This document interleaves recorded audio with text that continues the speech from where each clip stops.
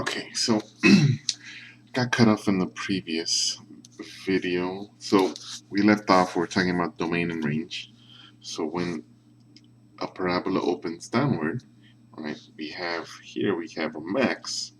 So we're gonna have all the values to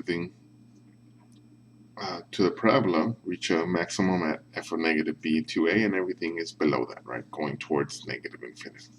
So for the range, when our a is less than 0, right, we have from negative infinity up to f of negative b over 2a. And that would be inclusive, all right? So just pay attention here. And this is really, notice that this is independent of what our example was, right? Just in general, what you want to think of here, domain, any quadratic, all real numbers, always, right? The range is where it changes, depending on what the value of the y-coordinate at the vertex and whether it's opening up or down, right? If it opens up, right, we're going to have this situation where we have a lower bound, right, the minimum here at the value of the vertex all the way up to infinity, right? If it opens downward, right, we don't have a minimum, right, hence the negative infinity, but we do have a max, right, and that is inclusive in our ranges, right? The y-coordinate of the vertex is included in our ranges, so make sure that you use the square brackets for those. All right, now back to our example here. So actually, I'm going to need a new sheet of paper here. So find domain and range of negative f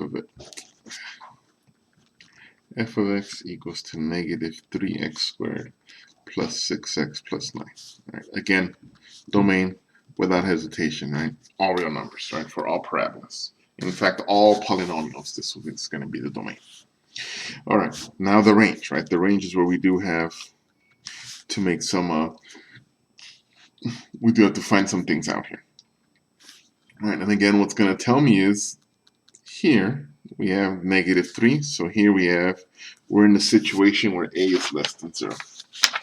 So it looks like this. So we're going to have a max. So the range is going to be dependent on this value here. So negative 6, 2 times negative 3. So that's negative 6 over negative 6, positive 1. Now again, this is the x-coordinate, not what I'm looking for here. I'm looking for f of 1.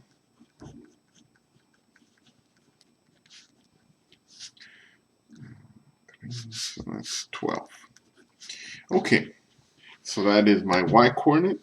Right? And what we're going to have here is, since it opens downward, it's going from negative infinity up to and including positive 12. All right, and that's how you find the domain range. Thanks.